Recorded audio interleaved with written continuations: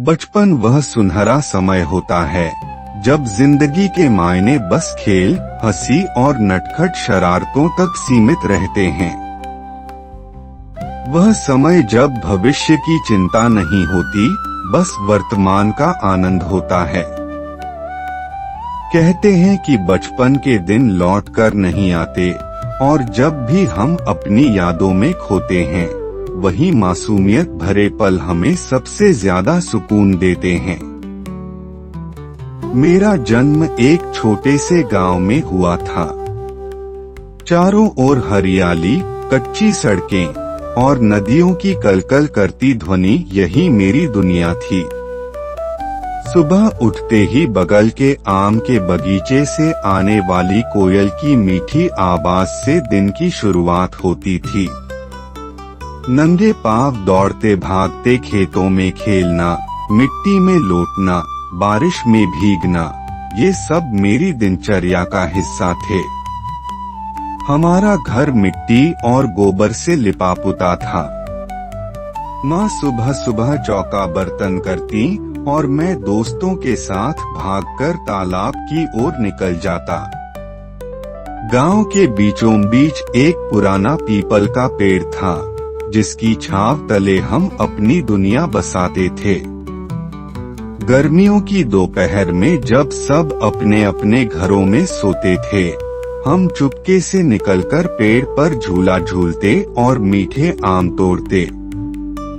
गांव का स्कूल एक छोटे से कमरे में चलता था।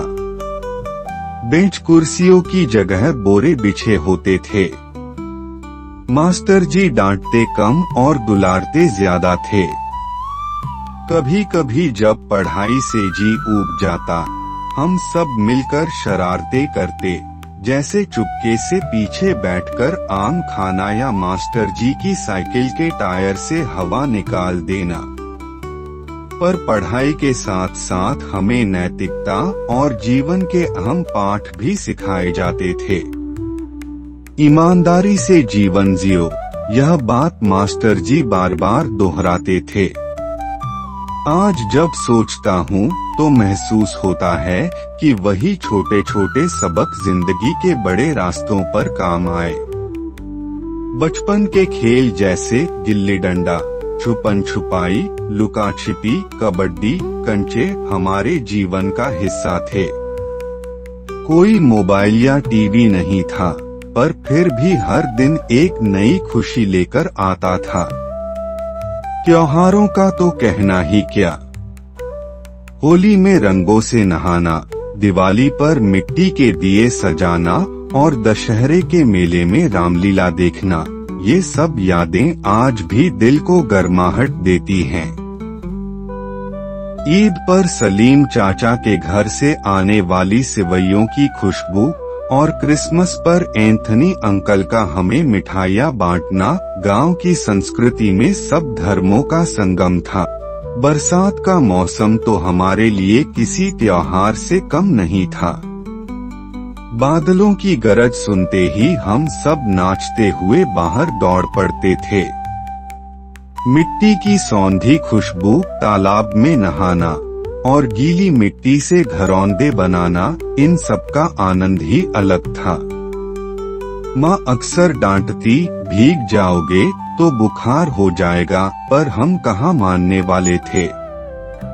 भीगते भीगते खांसते छींकते घर लौटते और माँ अपने पल्लू से हमारा चेहरा पोंछते हुए प्यार से डांटती। गर्मी की छुट्टियों में हम सब भाई बहन नानी के घर जाते थे। नानी की कहानियाँ, उनकी गर्म गोद और उनके हाथ का बना गुड़ का हलवा आज भी याद आते ही मुंह में पानी आ जाता है।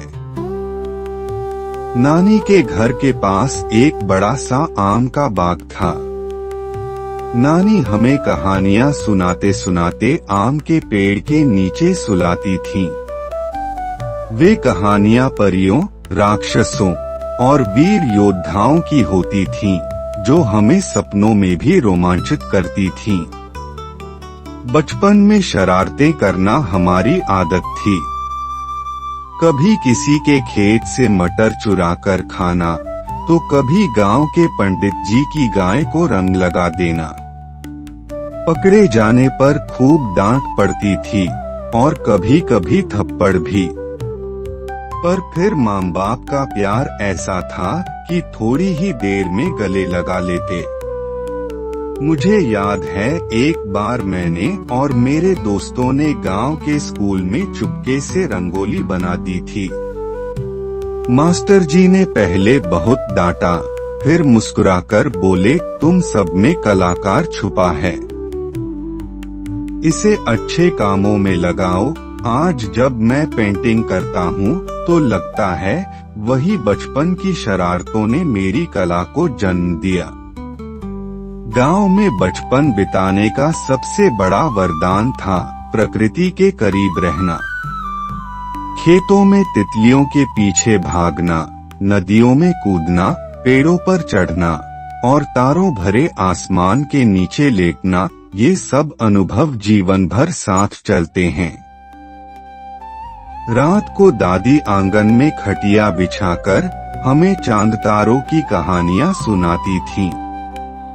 आकाश गंगा को देखकर हम सोचते थे कि ये सचमुच कोई दूध की नदियां हैं जो ऊपर बहती हैं।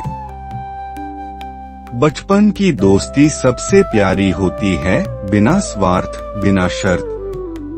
मेरा सबसे अच्छा दोस्त राहुल था। हम साथ पढ़ते, साथ खेलते और साथ सपने देखते। कोई भी खुशी या गम सबसे पहले एक दूसरे से बांटते। आज भले ही अलग अलग शहरों में बस गए हों, पर दिल में वही पुरानी दोस्ती की गर्माहट आज भी कायम है।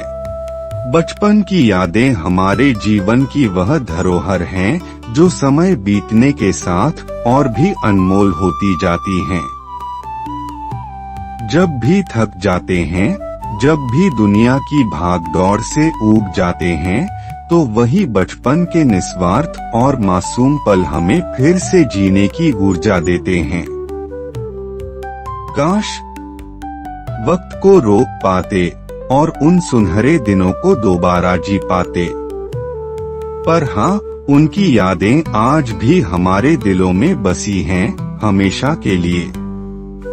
साथियों, यह कहानी आपको कैसी लगी कमेंट बॉक्स में जरूर बताइएगा।